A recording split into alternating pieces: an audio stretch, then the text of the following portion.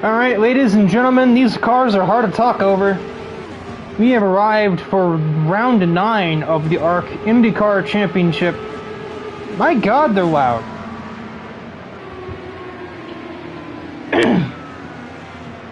Round 9 of the ARC Indycar Championship, which brings us to the Daytona Oval. And, well, this is certainly going to be the fastest race on the calendar. No doubt in my mind about that one. And I think it's Lozano up in the wall. That's a mistake in qualifying early on. This, much like the Indy 250, is going to be a bit of a hassle with getting in a draft train to maximize your qualifying speed. As the first lap of the session that gets posted will go to Dylan Bam's 35.8, and I'm going to be closely monitoring that the whole way through.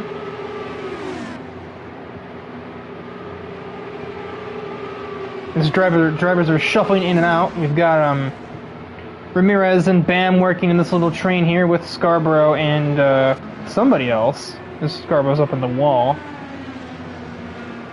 I think he was separating himself from Champ Racing.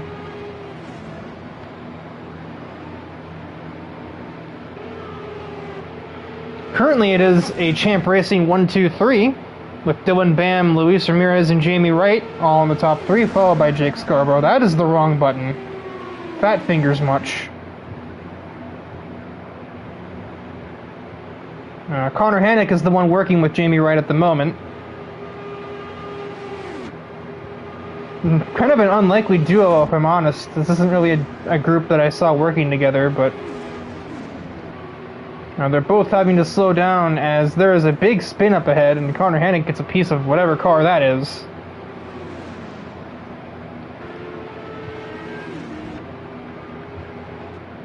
This quali session is going to be very frantic, I get the feeling.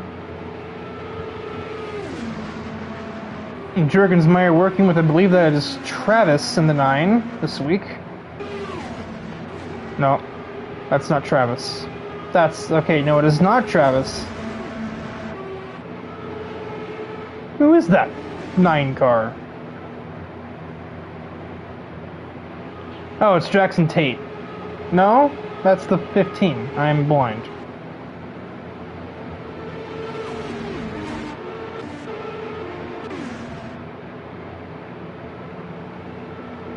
Oh, it's Gabe Cazzola. Brain not working.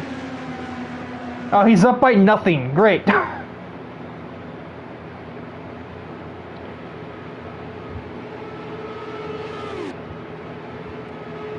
He gains 200ths and retires to the pit lane. Cazzola wipes out some cones and does the same thing.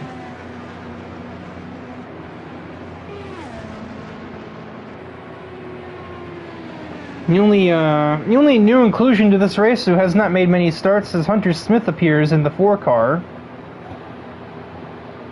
I don't remember for what team. I want to say it's T1A though. That would make the most sense to me. Only 2 drivers have not made laps, and Sean Cassane is not going to make much of a lap doing that. That car is destroyed, and Andrew Davis has not left the pit lane yet. Not really sure why he hasn't. I don't remember him having a penalty of any kind.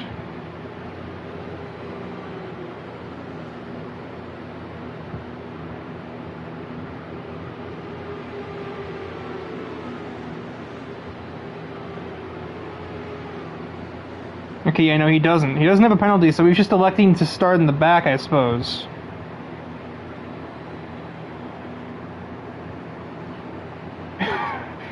Dude is doesn't turn, says Sean Cassane in a messenger chat I'm in. Dude is doesn't English either, I guess. Back to racing now that I'm done perusing. We got a huge train heading out of NASCAR 4. Okay, it's only 5 cars. It is Hunter Smith and Jake Scarborough attempting to work with Champ Racing. suppose you might as well work with the fastest cars on the track, because they all just make a mockery of it. And that 4 car is somewhere, and it is into non-existence, all but.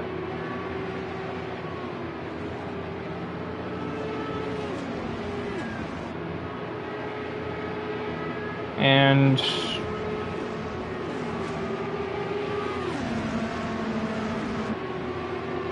trust me when I say this broadcast is going to be just as hard on me as it is the drivers. It's very hot here, and I had to turn off the air conditioner so that I'm not destroying everybody's eardrums in the audience. This house doesn't really maintain its temperature very well, so by the end of it I'm probably going to be sweating a lot, especially relative to just talking. Like, that doesn't seem like a strenuous activity, but when you're as adverse to heat as I am, anything is strenuous. So now I got a train of, I think it's Jamie Wright with the, yeah, Jamie Wright, and then Fidel, Stotts, and Scarborough. Although Fidel is sort of falling off, and he's about to be consumed by another crew. I think that's Connor Hannick. No, that isn't. That would be Sean Cassane there with them. No. Okay, cool. Cassane is having a problem. He at least keeps it from destruction this time, but that lap is over.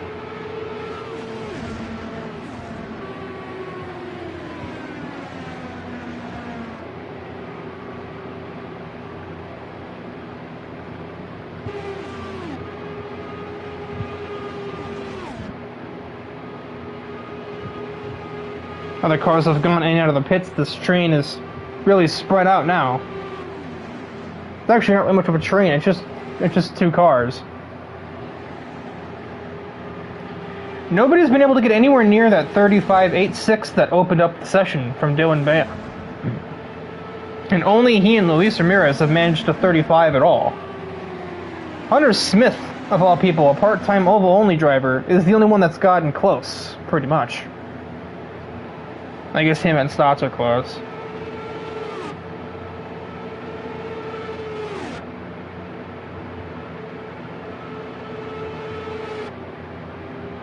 Fidelia have a 6th gear. I don't know if you know that.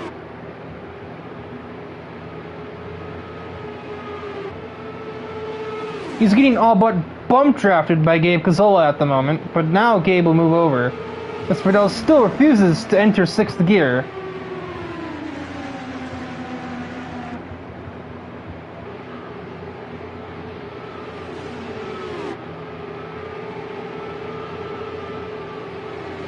Well, looks like we might have somebody who might get near that lap time Dylan Bam set, and of course, naturally, that somebody is going to be Dylan Bam. He's currently up, getting a push to end all pushes from his teammate Ramirez behind him. Also assisting in this matter is AJ Knickel.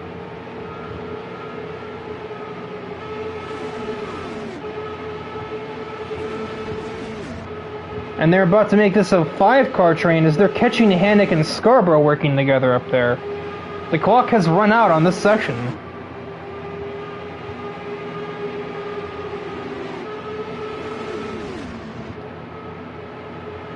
So we have these 5 here, those 2 back there working together, and then we have 1 car who's spun.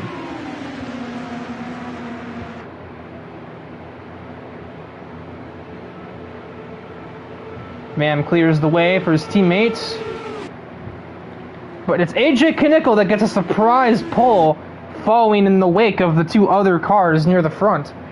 And he will surprise both of the Champ Racing cars with a 35.74. And that is the session pretty much the second between most of the field, with basically the only exception to that being, actually yeah, everybody was into the second except Andrew Davis did not make a lap. 984 thousandths between first place and 15th. I suppose that is just the nature of oval racing qualifying. But as a quick rundown of the grid as we look at it, AJ Knickel takes the pole at the last gasp over Dylan Bam. I said that so much like an NPC. Over I sound like the commentators in like F123. Over Dylan Bam, followed by a surprise qualifying result. Hunter Smith jumped into the 35s to get over Luis Ramirez, I believe. Oh, no, that might have been a grid penalty. Since a lot of people... Yeah, I see it down there. He must have crossed the pit lines. So Hunter Smith... I see the TRA and I think it's Travis. Starts third over Luis Ramirez. Then it is Travis Van Oostendorp. Next to his teammate Matthew Stotts. Yeah, teammate. Then Jake Scarborough and his teammate Jonathan Juergensmeyer, Jamie Wright, Gabe Gazzola, Jackson Tate, Connor Hannock, Julian Lozano, next to his teammate Fidel Fabian, Andrew Davis, and Sean Kassane will start last after his grid penalty, and a qualifying session to forget outside of that as well.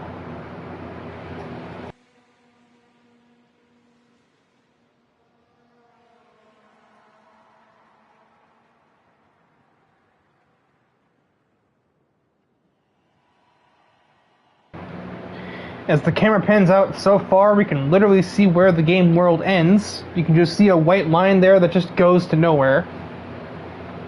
In the top middle of your screen beneath the overlay.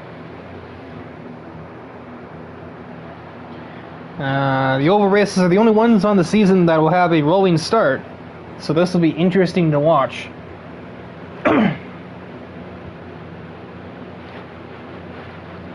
I must be honest, I think this, even more so than Indy, is going to turn into a race of attrition.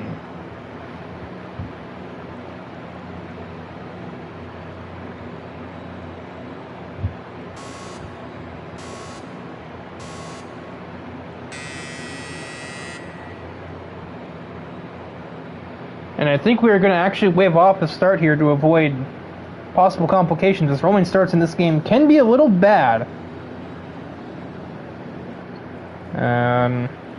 Everybody is staying in formation. We're basically just doing a formation lap. I guess I could have probably... If I had known this was a thing, I would have just run down the grid while they were moving.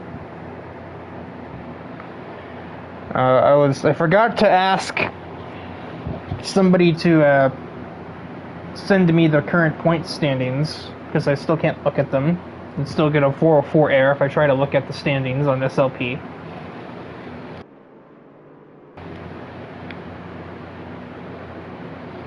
We should be racing under the lights. The race will be starting in the early evening. As you can tell, the sun's already kind of starting to set here at Daytona. And we should be pretty well into the night. Probably the sun will be completely behind the horizon by the time we take the checkered flag, the green flag. Really? Me? How much time progression do you think we're at? 120? I mean, it goes up to 60. That seems like an overkill on its own, but no.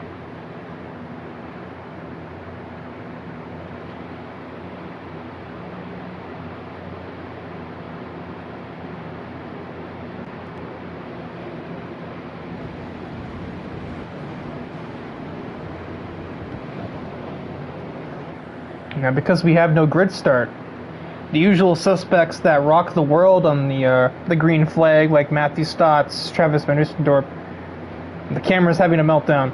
They're not going to be as powerful because the race start is committed by AJ himself, not by the green lights as displayed by the game.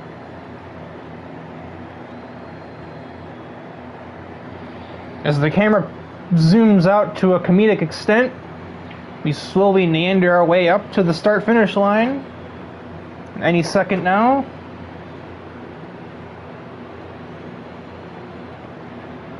We are green from Daytona Beach. Why did I say it that way? The Daytona Oval 150 is away. The shadows are making this a little difficult to see what is going on. That's going to make the racing itself really interesting too, and by that I mean scary, as nobody's really going to know where anybody is. Jake Scarborough's already in the wall. He's already been clobbered by everybody involved. That is severe damage to that 63 car, and I don't know if he's collected anyone else. AJ Knickel did not have the race start he was aiming for. He's been jumped by both Champ Racing cars here at the front, as Luis is just kind of assisting Dylan in his escape at the moment. Lap 1 already in the books. This is going to go by pretty quickly if we don't have too many cautions.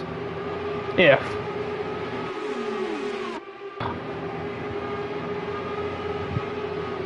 Mostly single file at this moment. There was a battle in the midfield though, as it looks like that's Jackson Tate under a bit of threat. He comes down right across Sean Cassane, I think that was. That was nearly a disaster for the pair of them.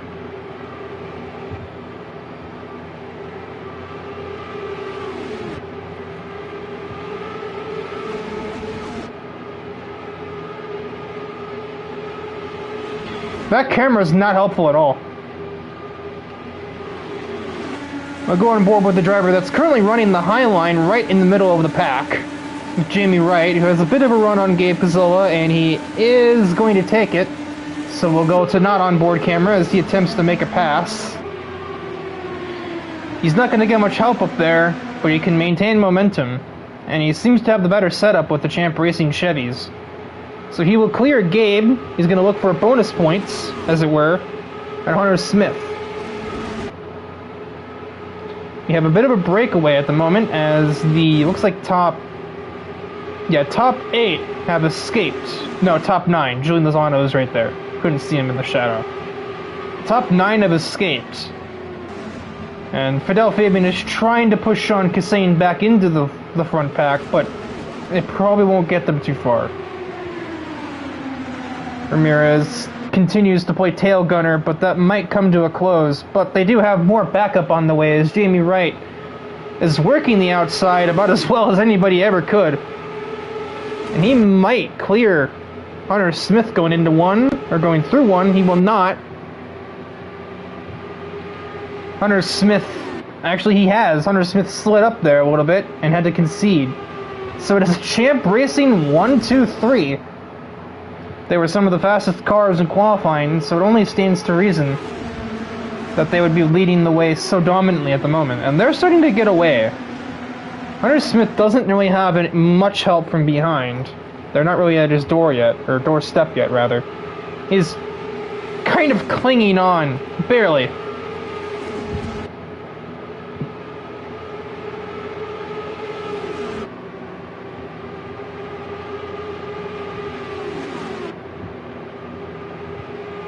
But now he's under threat of being overtaken by Gabe Cazzola, who has a slight run down the back straightaway.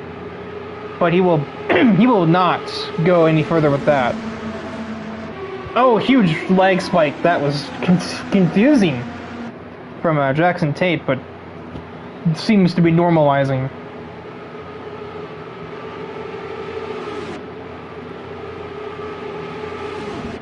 Oh, Jimmy Wright's getting greedy. He wants second place for himself, even at the cost of his teammate. It's my turn to push Dylan Bam, he says, and he will get there. Luis, understandably, not putting up a huge amount of resistance. Or just be foolish to. Jamie says, no, give me it all. He wants the race lead. He's going to go down the inside of his team owner. And he will clear easily. I don't think Dylan maybe fought that too much. So our first lead change after lap 2. As we conclude lap 8, Jamie Wright leads the Daytona 150. The top 9 cars all within a blanket, pretty much. No, it's top 7 now. AJ Knickel and Jurgensmeyer fell out of it. And they are trying to tandem their way back up there, but the cohesive unit of Champ Racing is not allowing anybody else a margin for error at all.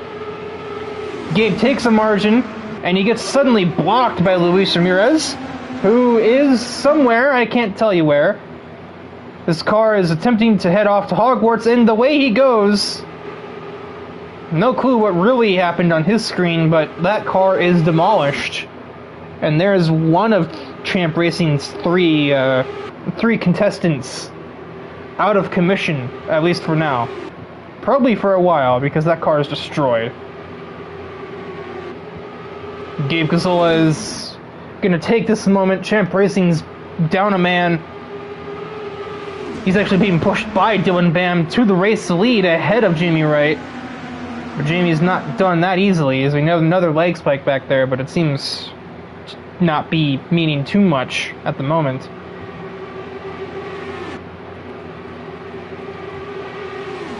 Jamie Wright will still get back to the race lead, as it is Gabe and Dylan alone on the top lane.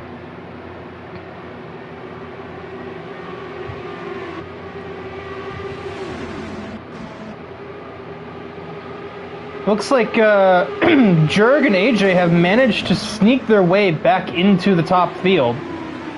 The chaos of Luis Ramirez getting sent to Narnia has assisted them noticeably, and they are back in the running. I think Jurgensmeyer was offline. He concedes where he was to avoid further complications. Hunter Smith to the race lead while I was looking at AJ and Jurgensmeyer. He had it for a split second, but Gabe? A singular Gabe, with assistance from Julian Lozano, has moved back to the lead. Oh, I thought we were about to go 3 wide there, but Gabe had more speed than I thought he did. They are 2 wide for second place. Julian trying to hang on to P2. Never mind, he's going to go possibly for more. He is alongside. They were almost 3 wide again, but he has again moved to block Hunter Smith. Probably a little tiresome for being the 4 car after that, so it's happened twice on one straightaway, just about.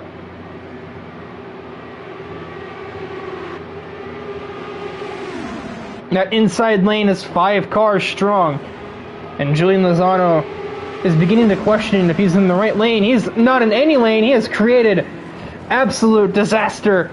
He has collected 6 cars in his wake, changing lanes aggressively. Do we have any DNFs from this incident? Let me assess the damage. Collected Travis Van Oostendorp. I believe it collected Andrew Davis. Definitely collected Lozano, Stotts, Sean Cassane, Knickel. But every car is rolling on its own power, so we have no lost rear tires. Spectacularly, I don't know how Julian didn't lose any, considering his car turned into the world's fastest pinball in that incident.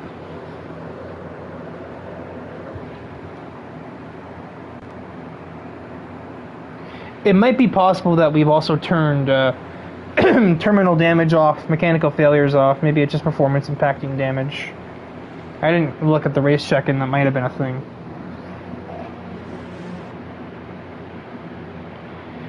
And we have gotten over 20% of the way through the race. Lap 14 is when disaster strikes.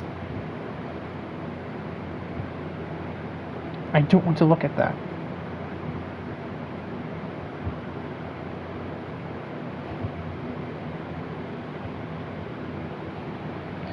Okay, so the race director, race checking doesn't say anything about there being,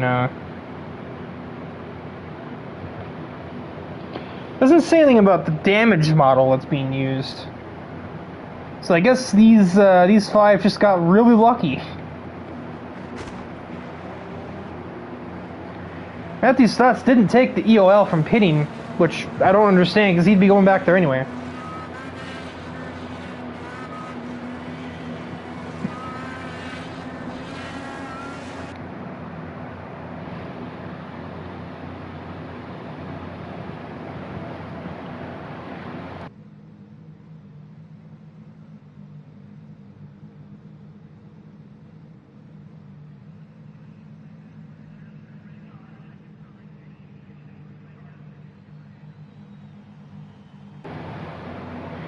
Let's see who goes in here.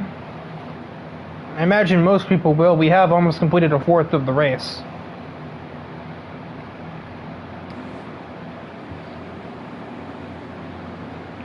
Yeah, that's the body language. Everybody's pitting right here.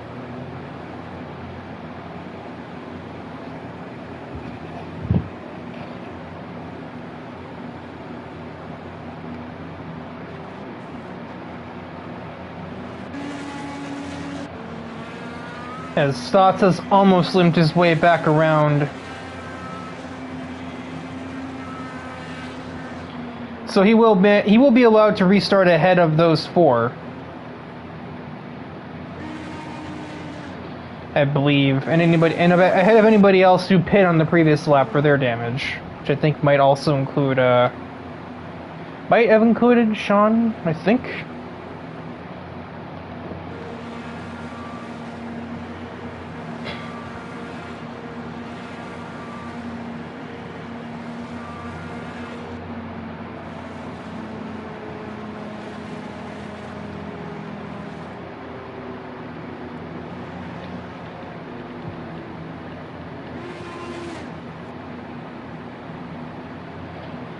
As perhaps the biggest change under this pit stop cycle is that, well, Dylan Bam is back to the lead, and Fidel Fabian puts himself in second place.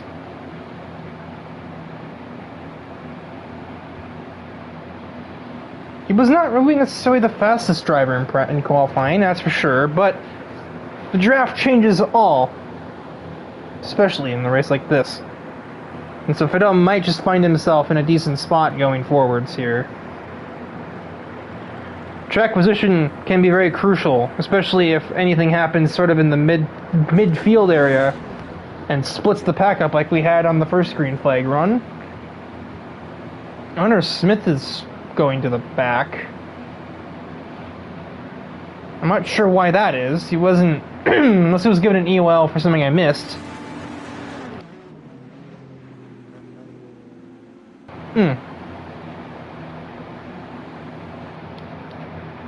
Stotts is still in the pits. He must have... he took probably the most damage by the looks of things. Which is odd, since he was not the one that instigated the crash. That was Lozano. I don't think we can get green here, because neither Stotts nor... well, actually no, Luis is here. It's a lap down, though. But Stotts is just now leaving the pits. I don't know, they're going so slowly. They're going the pit limiter at the moment, so... I guess he might get here in time to allow a restart here.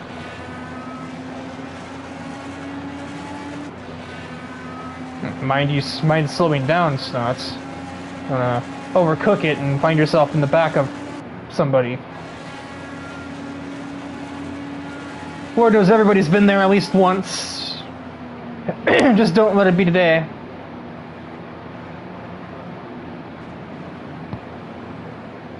Yeah, Bout gets stopped, and he is amongst the crew now, so we will go back to our trackside cameras as Dylan Bam cruises out of turn 4 here to take us back to the green flag.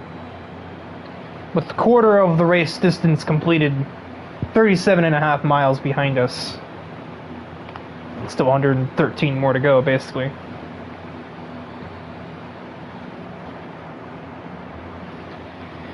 And we are green once more from Daytona. Single file restarts, almost like we're back in the old days of NASCAR and the Winston Cup era.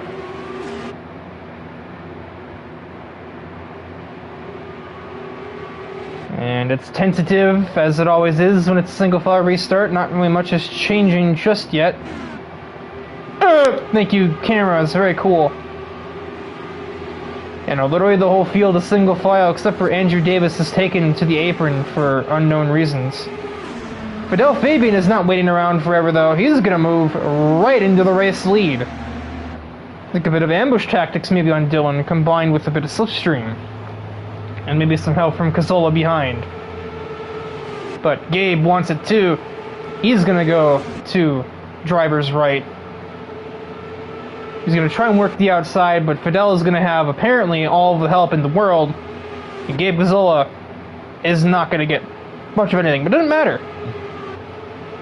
Because all that help didn't apparently help much. Oh, we got more chaos in the back. But never mind. I thought that was a crash. But no, people are just swerving, changing lanes.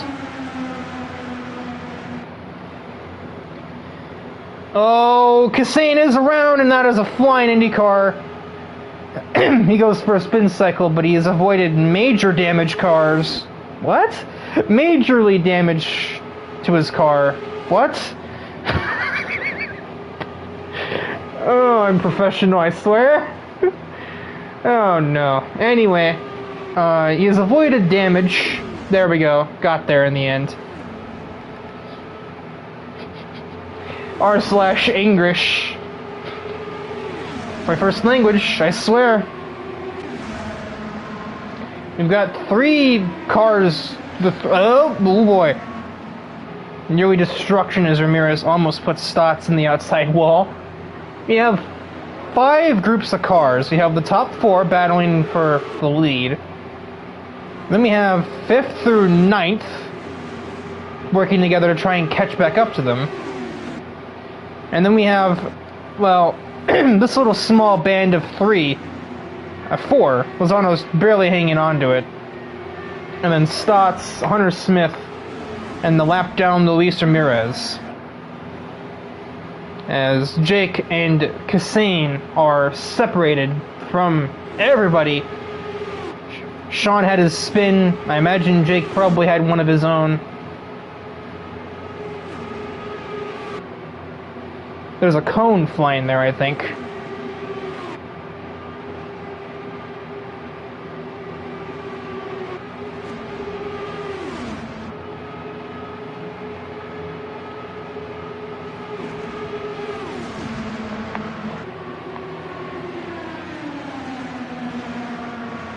Fidel still leads as we pass 1/3 distance. He's going to be getting assistance briefly from his team owner Jake Scarborough, who's about to be lapped here. Fidel still doesn't seem to know that he's driving a 6-speed. Might come back to haunt him here now that we're in the slipstream. Oh, never mind, he's found it. Never mind, no he hasn't. Jake moves up to let the leaders through.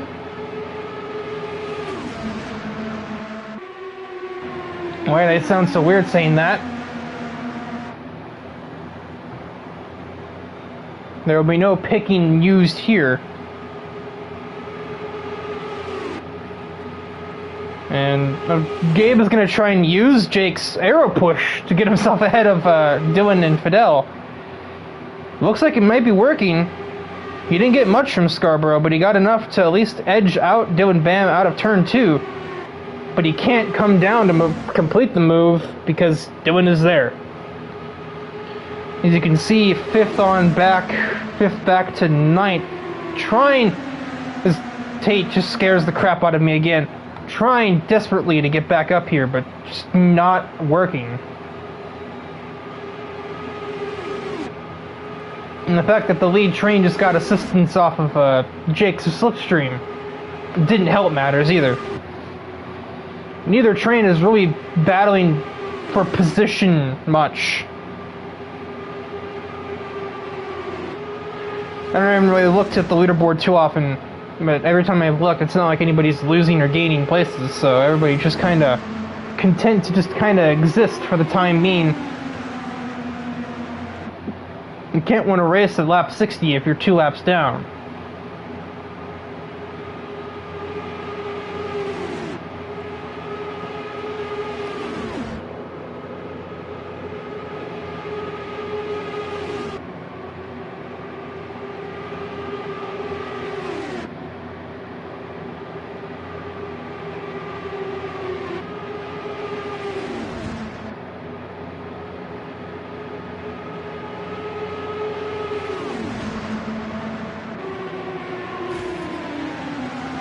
I heard some crunching noises. I believe that was a spun car down there. That would have been Luis Ramirez looking at it. It was highlighter yellow. Jackson Tate made a bit of a move. He's put himself in 3rd place ahead of Cazzola. Cazzola, who's now stuck on the outside of, or stuck on the inside of Jake Scarborough. Scarborough actually moved down and try and drag Gabe back into the train as some sort of a bit of a, compensation for that. But it's not working. He may have a problem with his car.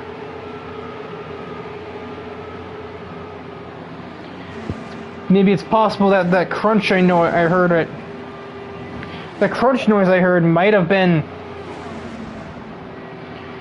Oh, I see. I think I know what's going on. He's trying to help the other group get up here. As Julian Lozano is our first casualty. He is disconnected from the lobby. Unlucky. Yeah, he's trying to bridge. He's trying to get in with this train and help his teammate catch everybody else up. Because that's Travis there that's leading this train. He's getting assistance from his good buddy, as they were, AJ Knickel. Gabe travels to the back of this train.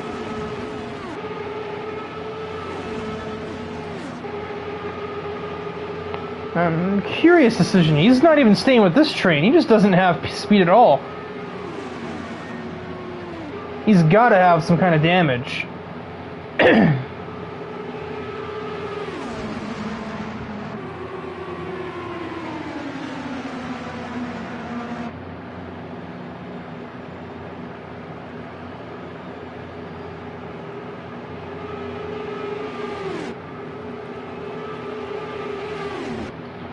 The top three, excuse me, couldn't get my button there. Top three still pretty much under a blanket. Jake Scarborough just kind of hanging out with him as the lap car.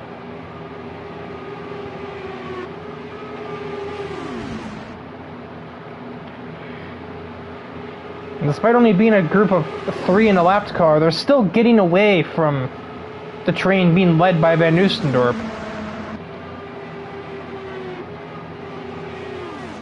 And then it's just Hunter Smith working with Matthew Stotts to just kind of exist back here. Hunter Davis. Andrew Davis has fallen off the back of said group himself, so he's unassisted.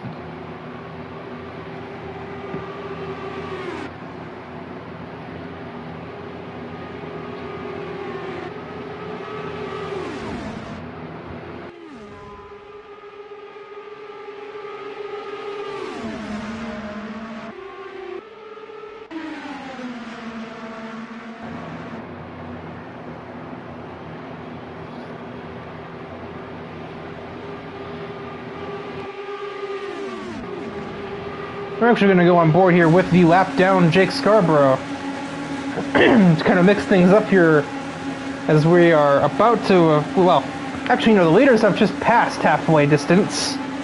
They have begun lap 30 out of 60. Kind of mix things up here in this relatively dull moment here in the Indy 150. Here in the Indy one? The heat's getting to me. Daytona 150.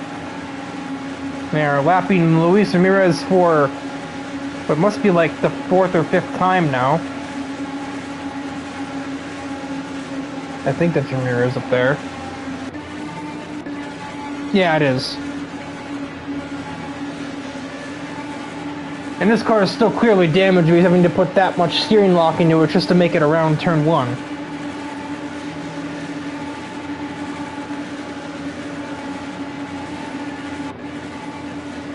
This has immensely cost Gabe Bazzola time. He is he is behind Scarborough now, almost multiple laps down himself. He's working with Sean Cassane, who is exactly a lap ahead of him at the moment.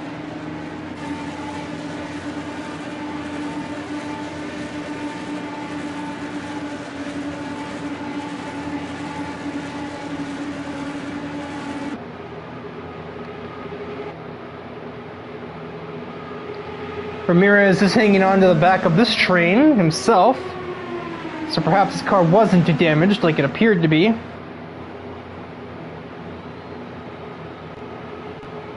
think Scarborough got a little slidey there out of 4.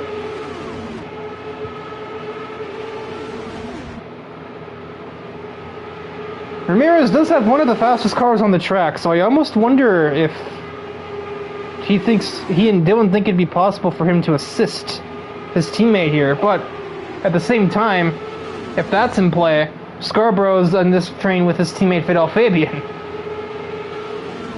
He's not really getting involved in the battle, but I can assure you both these guys they've got it in the back of their minds to kind of play guardian for their teammates running 1-2 at the moment. And then Jackson Tate is just in a bit of a sandwich here. He is stuck in the middle of this whole confrontation.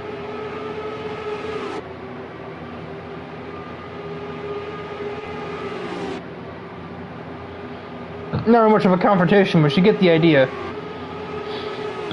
Oh, excuse me.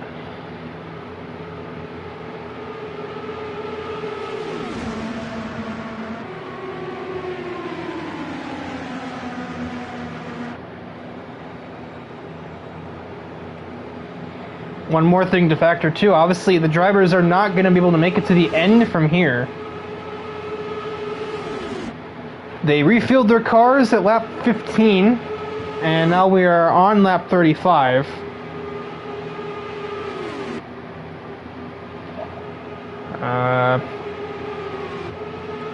Most of the cars are at about a third or a little more than a third at their fuel tank right now.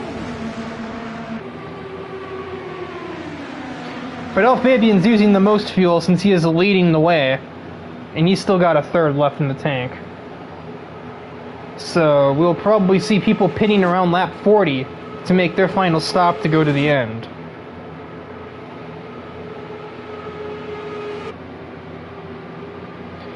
Also, Fidel's probably using more fuel because he doesn't go into 6th gear. It's starting to legitimately tick me off now.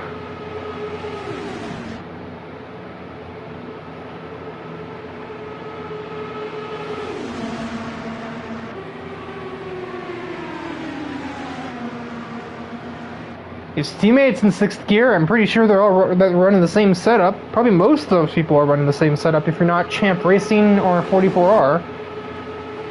Like, even if you are 44R, it's really just Champ Racing and AJ that are on different setups at the moment. Oh, Ramirez is doing a stunt.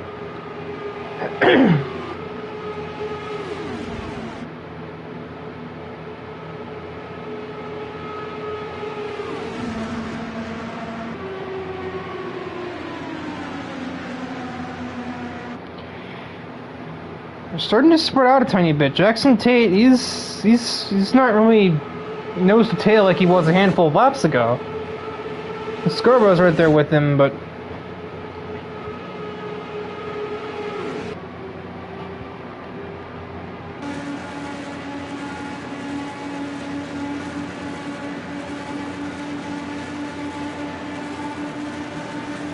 I'm bored with the 2 of Dylan Bam as he's staring at the back of that 98 for a while now.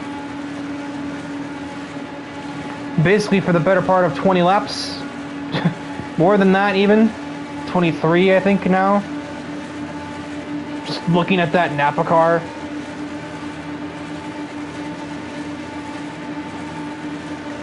But he's got plenty of points. He doesn't need to risk his car right now trying to make a pass when he could very easily, honestly, just stay in second and have a good points haul. But Fabian, he's not super competitive in the point standings as things are. That much I do know. Even if I can't look at the standings, I can just kind of guess based on context that he's not the most staunch championship contender this year, unlike his teammates. His teammates that are running 6th and 13th, so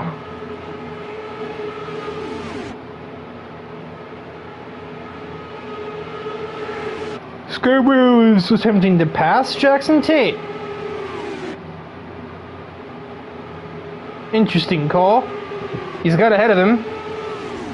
I'm actually going to go on board now with Jackson Tate and see what he sees as Scarborough inserts himself into the equation. I wonder if he wants to try and play tail gunner for his boy Fabian up there.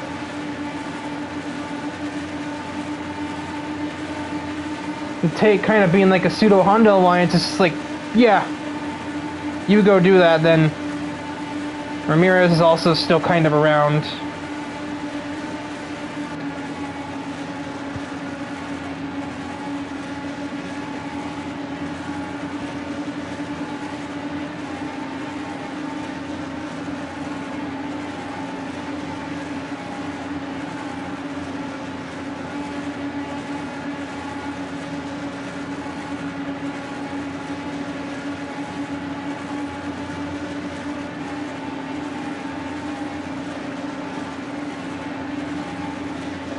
As 2/3 distance has come and gone, I kind of wasn't looking at the lap counter there.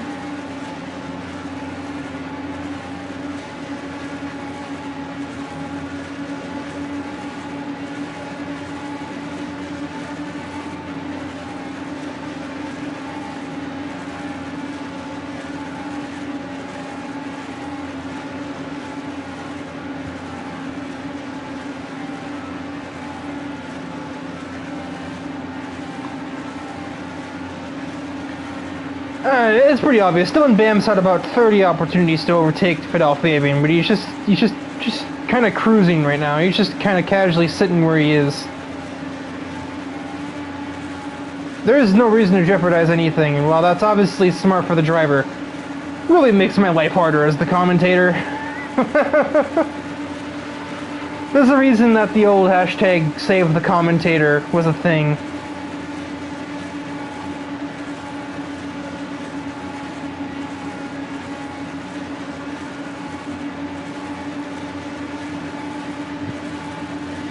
I'm here to provide the commentary, but if there's nothing to commentate on, there's only so much I can manage.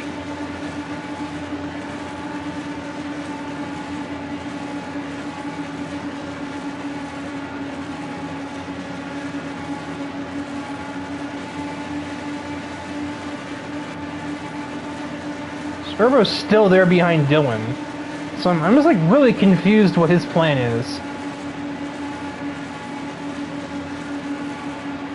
We are getting near pit stops. Fidel Fabian could be coming in, will probably be coming in at the end of this lap here, as we reach 3/4 distance.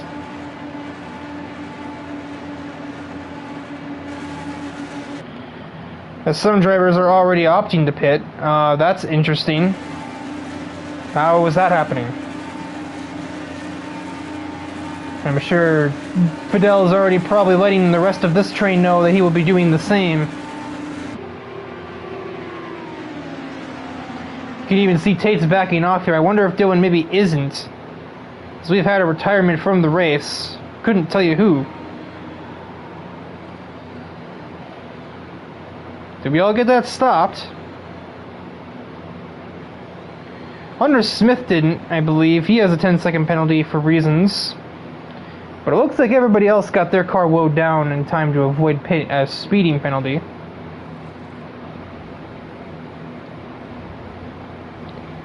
Looks like Sean Cassane is DNF number 2. I see his car sitting there. And I see a noticeable lack of EBI on the leaderboard. Okay, so I don't know what Hunter's time penalty came from, but Hunter Smith might be looking a little ugly on fuel here. If he gets back around, it's going to be with fumes by the looks of things here.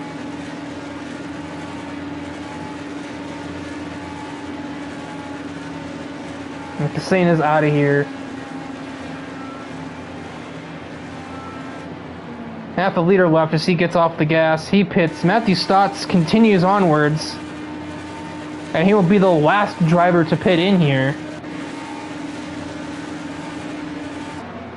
Why was I in chase cam? That's how I used to do broadcasts. That's how I learned how to commentate on trackside camera and stop being a moron. Definitely big gains for Dylan Bam. But a much better pit stop than Fidel.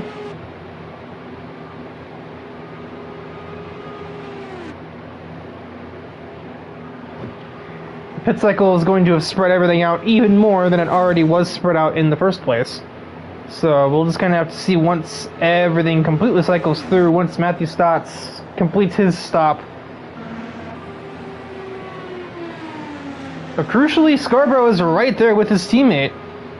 Time passes, he might be able to push Fidel Fabian back into contention, but Fidel Fabian is going to have to find that 6th gear in his car if he wants any hope of doing that. The 2.5 second difference between the pair of them. Oh, Fidel now has maybe a second assistant. Who would that be there? Is that Connor Hannock? Indeed. Although he's not on the lead lap anymore. And there are 2 cars behind here. I believe that must be... yeah, that would be Jackson Tate, who had a really poor pit stop, and Jurgensmeyer, who broke even. So he'll be working with Tate. And Jurg's goal is probably to catch up to and to help Jake Scarborough help Fidel Fabian as, you know, JSR cooperation and get them up to our lone Penske 2 car up here, as Dylan Bam is literally on an island. You can see the difference between them there, and he's got an equal 2 seconds ahead of any lapped cars. lap cars that might soon be forming a draft train of their own in a second. I'm not sure who's who here. That'd be Andrew Davis. I can't tell who he's with. Oh, it's Hunter Smith in front of him.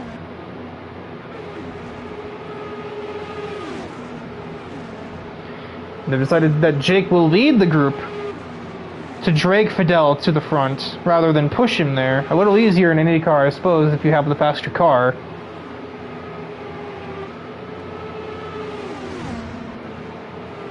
But they are literally not gaining, or at least they weren't. Fidel Fabian has finally found his 6th gear.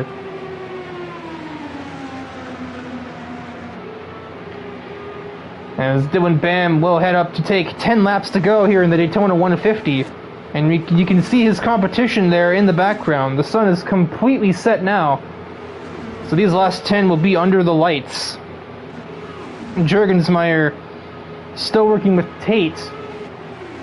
Simultaneously a battle for 3rd, but also a battle to get up to Fidel Fabian and help push him to the victory. Dylan had best run for his life because he's not going to get much help. I've been in ARC NASCAR long enough to know that if given the choice, every single one of those 4 drivers is going to go with Fidel Fabian. Tate might go on his own accord, but if he's being asked to push Dylan or Fidel, he's going to go for Napa. But Dylan's going to get a bit of assistance of his own here. He's going to pick up some slipstream from all of these lapped cars. Gabe Casola, Hunter Smith, and Andrew Davis exist ahead. Exist.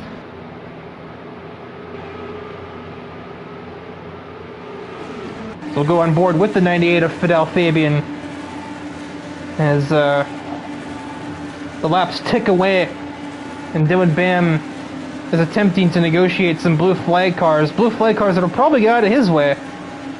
But knowing how big that sort of T1A, CLE, JSR conglomerate is over there, they'll probably partner up with Jake Scarborough to create the ultimate train of overtake Dylan Bam. I'm coining that, by the way. That sounds stupid, but it also sounds kind of funny to me. Maybe I'm just losing my mind in the booth. Who knows? Probably. The gap down to 1.7 and closing little by little, especially now that Scarborough and Fidel will be in the traffic, gaining slipstream. It is a train crossing the start-finish to start lap 54, but literally only half of them are on the lead lap in contention for the win. Not even that, it's actually just Fidel and Dylan Bam, and then there's 6 cars here that are not competing for the race lead. Juergensmeyer is 3rd, he's ahead of Jackson Tate. He'd rather be the leader than the follower, but that's not going to matter in the grand scheme of things. Oh, Fidel's reached some traffic. Hunter Smith down to the inside, letting the leaders go by. Gabe Casola is not changing lanes, probably because he literally can't. Andrew Davis is on his inside. This is going to get very interesting to watch. Can Fidel pick the right lanes, find the right assistance to bag himself an Indy 150 victory over the guy who's almost had pole position earlier in the race? And he has been the fastest car on the racetrack once the green flag went flying. Fidel is going to have, I can assure you, the help of every other car on this screen that isn't silver. If they can help him, they will. Jake Scarborough is going to go to the outside of Dylan Bam, and unsurprisingly, Fidel Fabian is going to follow. And also unsurprisingly, there's Gabe Casola, there's Andrew Davis. Hunter Smith also clinging on here. It is Dylan Bam against the world, and he's kind of winning. He's got the inside lane there, and that's sort of carrying him a little bit. Can it carry him for 5 more laps, though? 4. I can math. He's going to have his own backup, though, as right up there ahead is Luis Ramirez, latency and all. Back to the outside again go the JSR team. The camera is not cooperative. They're going to be actually getting help from Ramirez at the moment if he doesn't change lanes fast. They're going to use Ramirez as a pick. Fidel Fabian to the race lead. They make big contact. That is a massive shunt. Fidel was not clear, as a matter of fact. And I don't know if we can throw a caution, because we have now 3 laps to go. That is a dramatic scene. Fidel Fabian cut down way prematurely. And now, all of a sudden, Jonathan Juergensmeyer and Jackson Tate, who were some 6 seconds away, are now fighting for the victory. Whoever wrote this one, you know how to write a slow burn suspense novel more than you do a race, but we're here for it. Forget as the world turns. We got as the wheel turns. Days of our thunderous lives, something, I don't know. 2 laps to go. It's not over for the other cars back there either. Although Tate is definitely pushing Jackson. He's gonna push himself. I mean, technically that's what drafting kinda is. He's pushing Juergensmeyer. Oh my word. Fidel Fabian retired from that. I think he must have taken some terminal damage, and admittedly, it was all his fault. He is the one that cut down out of nowhere. Takes Dylan Bam out of contention. And now it's going to be between Juergensmeyer and Tate. White flag is in the air.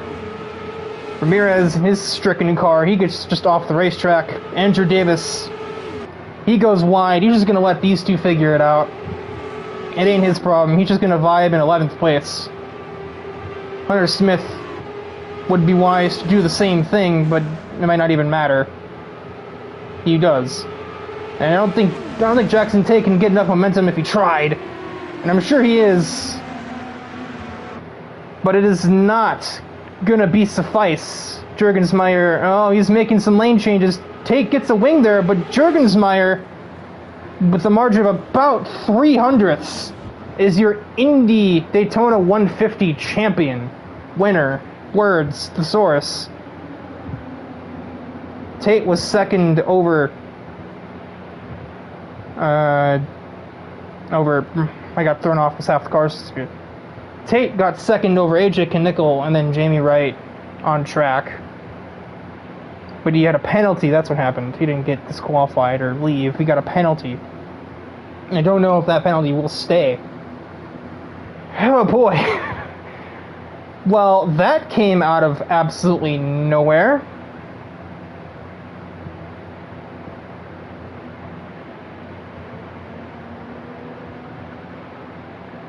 The first 10 laps were good, and the last 10 laps were good. And then there were 40 laps kind of sandwiched in between there that existed. Excuse me. But that will do it. Yeah, that was a 50-second time penalty for Jackson Tate. That's literally a 1-lap penalty. Good lord. So, technically, if we ignore that penalty, it was actually 9 thousandths in Jackson's favor. Jackson Tate won that race if he can clear those 50 seconds of penalties. He's won the race. I don't know the circumstances under which he gained those time penalties. He could probably clear some of them and at least salvage 4th place, but I don't know about much more than that.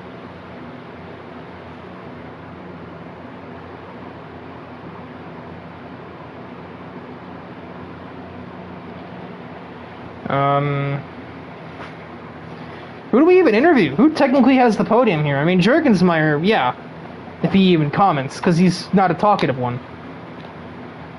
On the leaderboard here, we got him, AJ, and Jamie as the podium, but that's just not true. Tate was 3rd, or he was in the top 3, I mean, he was 2nd. Technically, he won, according to the game. It's hard to really say. If any of those penalties, or if all of those were removal worthy or not. I didn't see them happen. It'd be interesting to get some input from Fidel or from Dylan Bam on this one. But nobody's joining the party for interviews.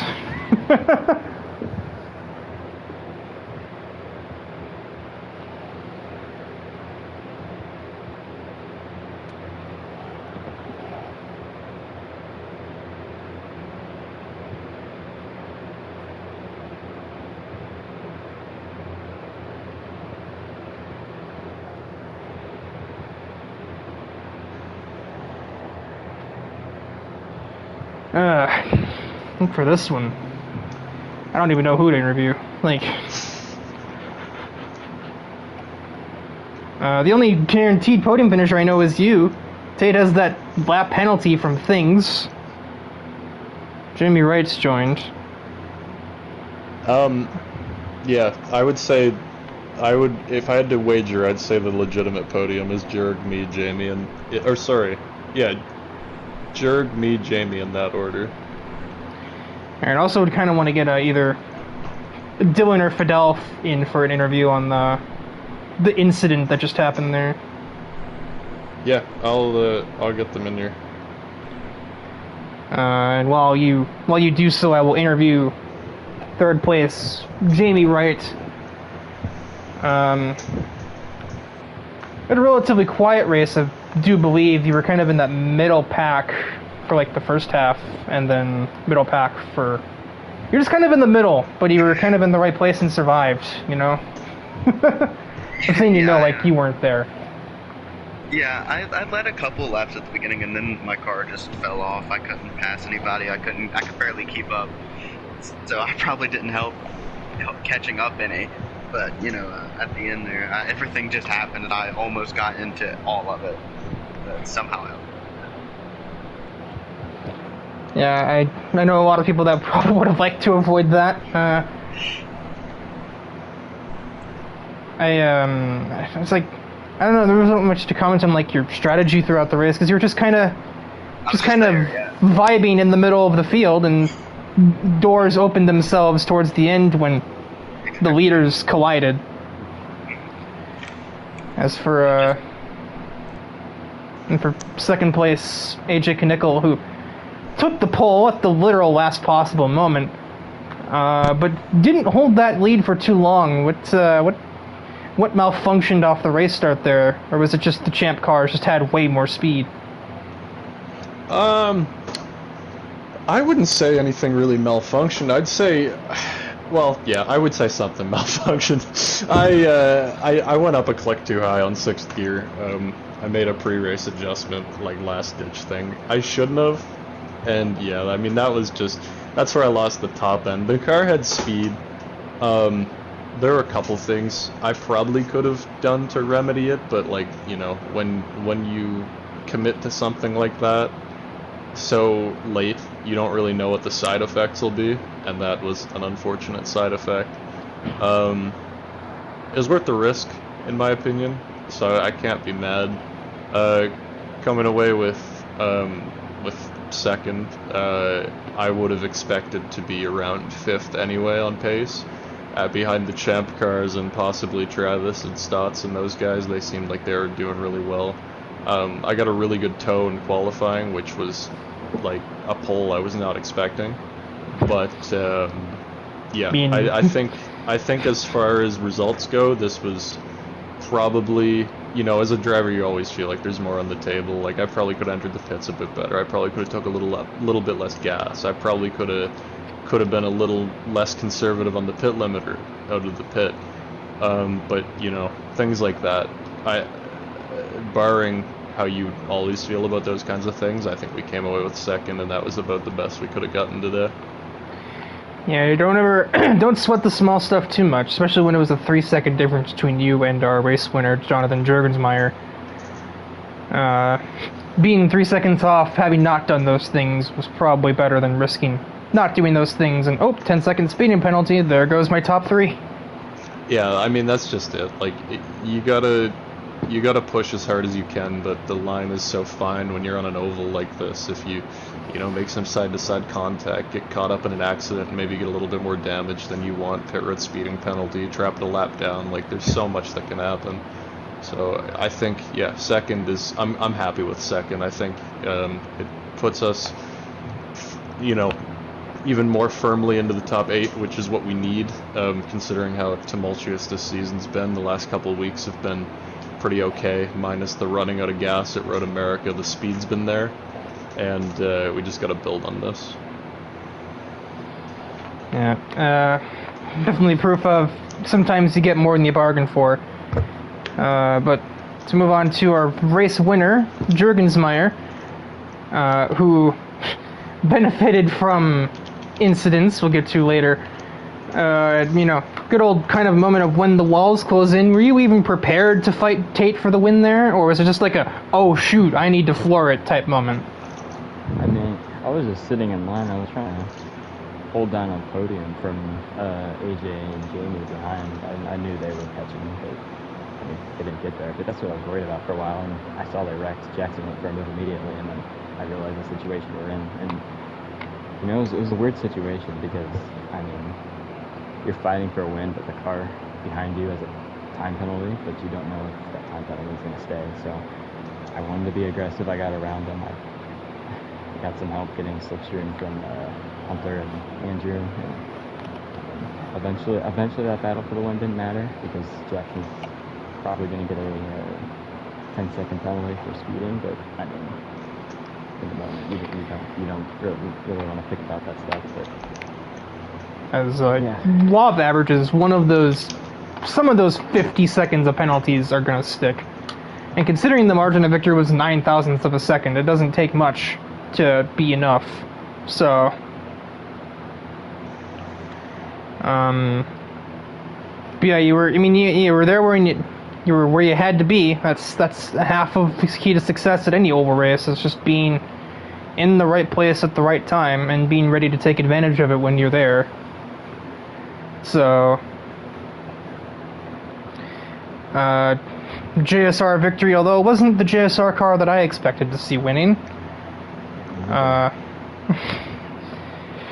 And conveniently, the main sufferers of that incident, with about 4 or 5 to go, have also joined us for an interview. Fidel, you had like 5 other cars with you. What went wrong? Well, I think my car flipping in the air went wrong. That's the Yeah, that's not helping. We had a fast car. I mean, Travis and all those guys, they really know what they're doing with the subs week in, week out, and they gotta thank them. I also gotta thank Jake for accepting the deal of letting me race on ovals since not this entire season we were racing ovals. And apparently that's my best chance at winning. But then turn 3 was just caught in a really unlucky spot right there with Lewis on the outside and Bill on the inside.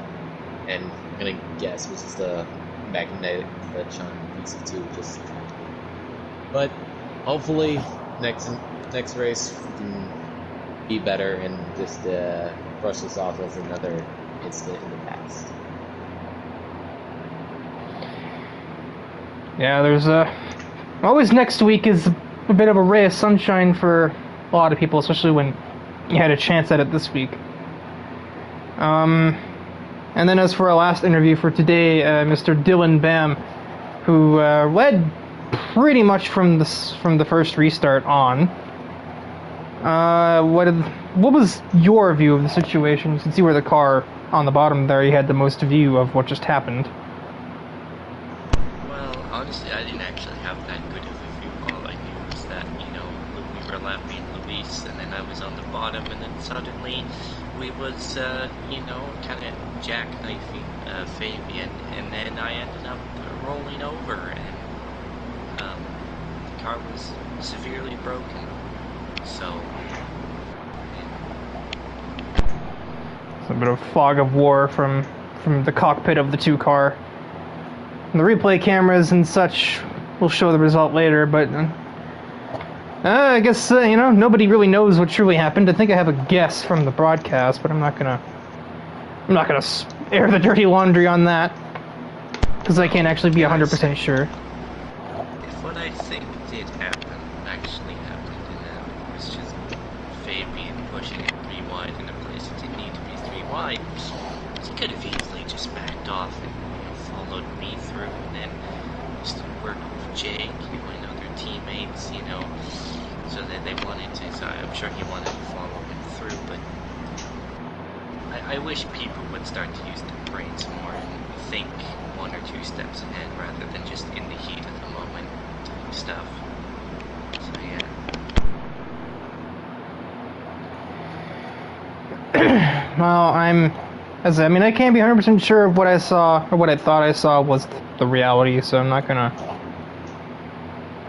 go on and on, but especially because I would like to turn my air conditioner back on, so that will conclude matters here for ARC IndyCar from the Daytona Oval. Surprise result, to say the least. Dramatic scenes with just a handful to go, and Juergensmeyer is in the right place at the right time. I heard you inhaling there, AJ. Sorry, I'm yawning. It was a tiring race. The force feedback was quite high at the start, and I had to turn it down in qualifying, and then mid-race I had to turn it down another click. It was started clipping as the tires got worn. I did that whole race with one set of tires. I think quite a few people probably did that, but yeah, it was a tiring one. You don't expect it from an oval, but as far as tiring races goes, this was up here. I think I'd probably expect it more from an oval. So on edge, they don't really get like just a break. A lot of road courses, I mean, you get a slow corner to kind of calm down, or a long straightaway where you're not doing anything, but here, even a straightaway is intense because you're doing 250 miles an hour. But yeah, that will do it for IndyCar. I don't actually know. There's probably, I assume there's something on Thursday. Probably Indy Lights. The race check-ins are not up, and SLP doesn't like me, so I can't actually just look there myself. So, and then Friday's most likely in a Grand Prix. But what I do know is the sponsors, and to plug them here at the end of our broadcast, first with DIVEBOMB for being ARC's title sponsor and handling most of the forthright promotions for our league on social media. They write articles. I don't know why I say that as like a hyphenated thing every time. To I almost said DIVEBOMB a second time. No, to Sim League Pro itself, SLP. It doesn't like me much, but for people that have a working computer, it can be used to organize, recruit for, and schedule league racing at any time of day, any region of the world, and on any video game, pretty much, within reason. We use it mainly to track points and, like I said, handle recruiting and scheduling to the Burning Rubber podcast run by most of the drivers of JSR. I'm going to leave this lobby. They interview a lot of the sort of up-and-coming, like, unknown or lesser-known talents of the sort of NASCAR umbrella, and some dirt racing too. Plug James McAdam, who lets ARC use all of his photography and video game screenshots for promotional materials, and to AJ Kinnickle Design, the design firm run by our league owner AJ, who does all of the social media things and like different win posts and everything that go up on the ARC account all over the internet. But that is it. It is very warm in my room. Thursday is an Indy Lights race, I'm fairly certain. And until then, goodbye.